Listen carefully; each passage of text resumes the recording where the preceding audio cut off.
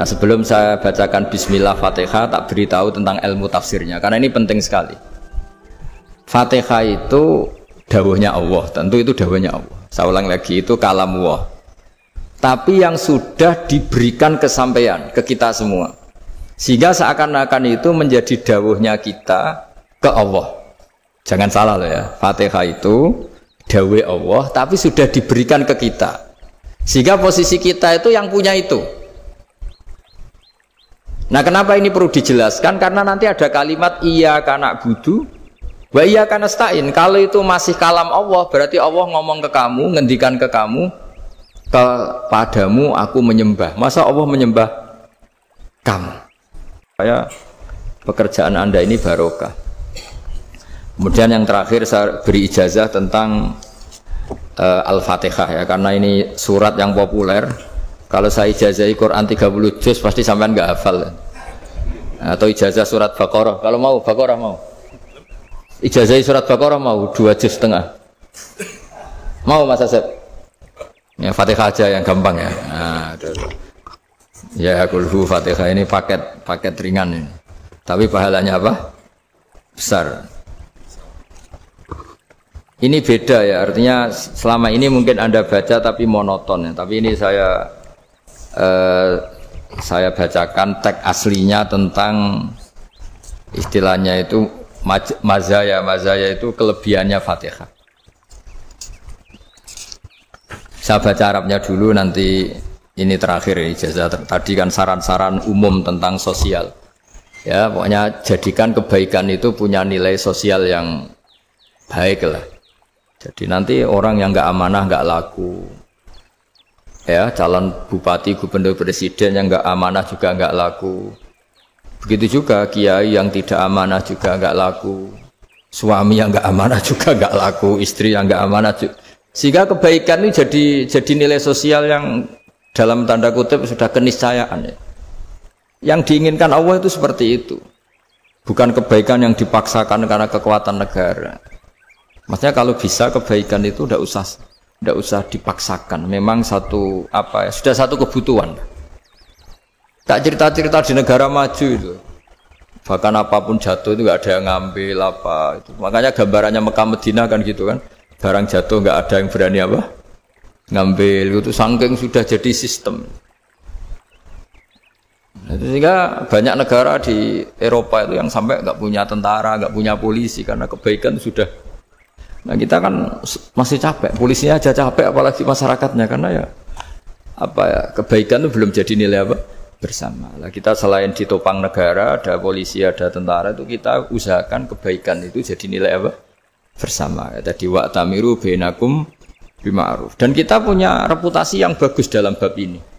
Saya masih ingat kecil saya itu yang jilbaban hanya keluarga kiai. Sekarang rata-rata masyarakat itu jilbaban. Dulu yang sekolah SMP, SMA itu jilbaban kadang dulu malah dilarang ya, harus sama seperti itu seragamnya. Sekarang sudah boleh dan nyaman. Lama-lama yang dapat simpatik ya yang pakai pakaian model tertutup seperti itu. Lama-lama gampangane cara wong golek mantu ya golek yang seperti itu daripada yang blodor. Lama-lama jadi nilai bersama. Ya ingin saya seperti itulah. Di terminal juga sama. Orang mau makan cari warung yang kelihatan ada ayat kursinya, pakai jilbab, atau paling tidak dia nggak mungkin lah nyuguhkan yang tiren atau yang haram. Akan ada garansi sosial, ada apa? Ada garansi apa? Sosial dengan penampilan yang soleh itu kan, masa iya nyuguhkan oplosan babi gitu misalnya itu.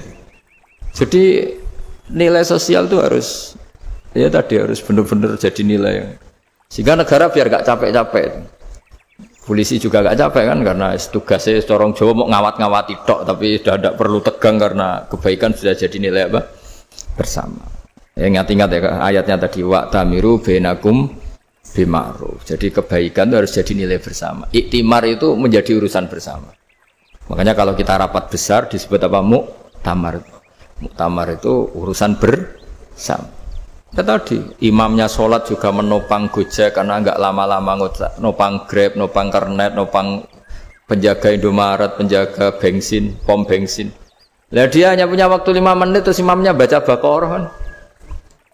Iya imamnya mursyid, mungkin dia tambah lama tambah dapat aplaus dari muhibbinnya, tapi makmumnya. Dia tambah lama tambah dapat penghormatan dari pecintanya, tapi kitanya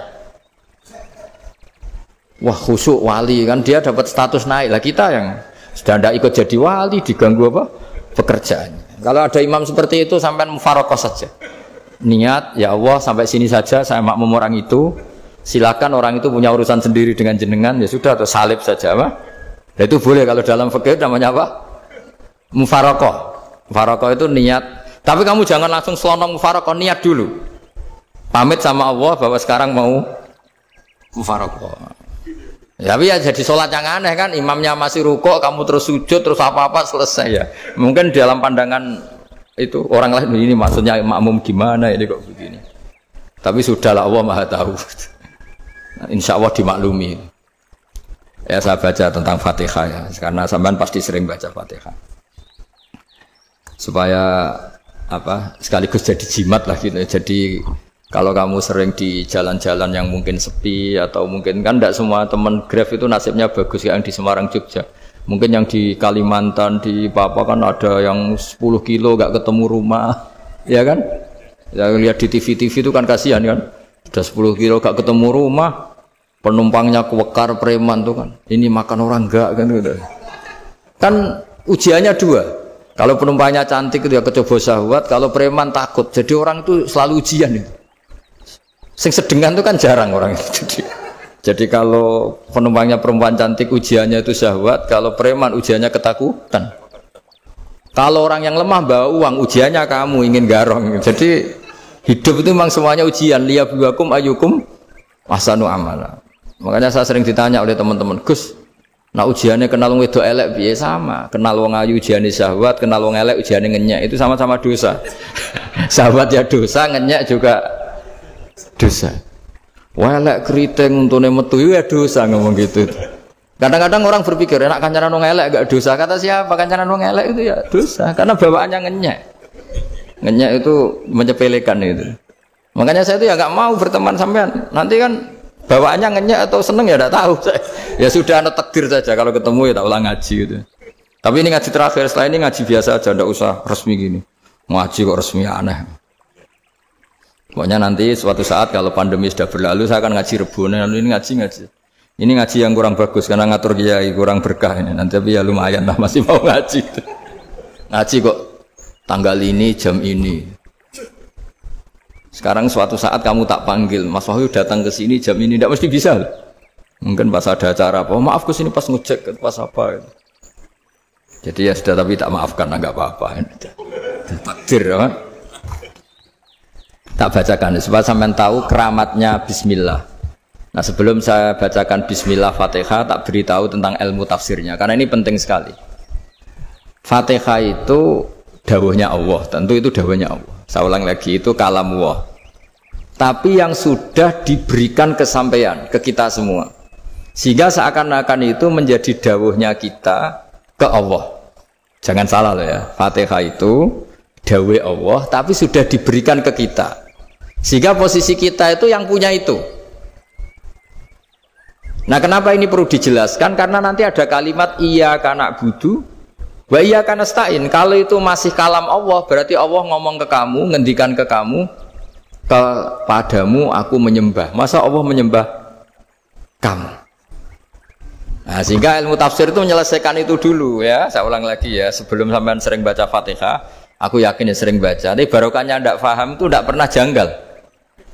Enggak paham itu ya penting supaya tidak iskal, tidak janggal. Sebetulnya di kalimat itu ada yang janggal. Kalau Fatihah itu kalimatnya Allah atau kalam Allah, bagaimana dengan kata-kata iyyaka na'budu? Masa Allah ngendikan ke kita, kepadamu kami menyembah. Masa Allah menyembah kita? Maka penyelesaiannya secara ilmu tafsir gimana? Semua ulama mengatakan, bukan satu dua, semuanya mengatakan di Fatihah itu semuanya diberi kawalan kalimat. Saya ulang lagi ya, di Fatihah itu semuanya diberi awalan kalimat qulu, katakan wahai hambaku begini. Ya, katakan wahai hambaku begini. Nah, begini ini pelajaran dari Allah yang sudah diberikan ke kita. Terus kita mengatakan bismillahirrahmanirrahim, alhamdulillahirabbil Termasuk kita mengatakan iyyaka na'budu wa iyyaka nasta'in. Jangan bayangkan Allah ngendikan ke kita. Kalau Allah ngendikan kita berarti gini, hei wahyu ihdinas siratal mustaqim, tunjukkan saya jalan yang benar. Nah nanti kamu terus, ya Allah, Anda aja minta tolong saya minta tolong siapa kan, jadi panjang kan. Ya saya ulang lagi ya, jadi itu di Ulumul Quran diterangkan gimana sebelum baca Fatihah ya. Fatihah itu kalamullah, ngendikane Allah, tapi yang sudah diajarkan ke kita dan sudah milik kita, sehingga kalimat itu menjadi milik kita. Tapi ya kalamullah, tetap kalamullah, tapi sudah menjadi milik kita. Udah paham ya? Ya pinter nah. Ya, karena kalau tanpa penjelasan seperti ini Anda akan iskal. Bagaimana Allah, iskal itu janggal, bagaimana Allah mengatakan iya karena butuh. Kan jadi aneh ya? Ya, jadi tak jelaskan secara ilmiah ya. Jadi kata ulama-ulama tafsir, ayat-ayat Quran seperti ini sebetulnya dimulai dari qulu apa? Meskipun enggak dilafatkan.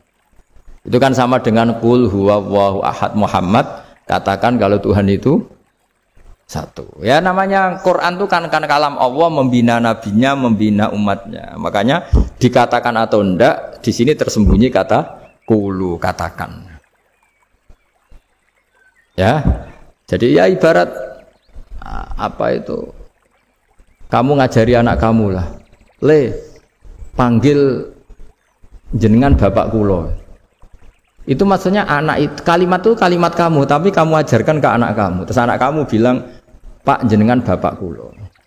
Nah, ketika kamu mengatakan jenengan, bukan kamu mengatakan jenengan anakku, berarti anakmu itu bapakmu, kan lucu kan? Anak kamu ajari jenengan bapak kulo, kamu engkau bapak saya. Terus anak kamu mengulang jenengan atau kamu bapak saya. Berarti itu kalimat yang kamu ajarkan, tapi sekarang sudah milik anak kamu. Kalau itu kalimat kamu kan lucu, masa anak kamu bilang bapak. Nah itu seperti itu. Jadi ulama memberi solusi atau jawaban iyyaka na'budu wa iya, itu sebelumnya ada kata-kata qulu, katakan wahai hambaku, hubungan kamu dengan saya adalah katakan iyyaka na'budu wa iyyaka nasta'in. Terus hubungan kamu dengan saya katakan juga dalam doamu ihdinas siratal mustaqim. Jelas ya, jadi itu kalam Allah yang sudah milik kita karena diajarkan Allah untuk kita. Dong ya? Ya dong, gak jelas ya. Tapi bagus, gak jelas tuh bagus. Kalau kamu jelas gak jadi dikrem, jadi gubernur.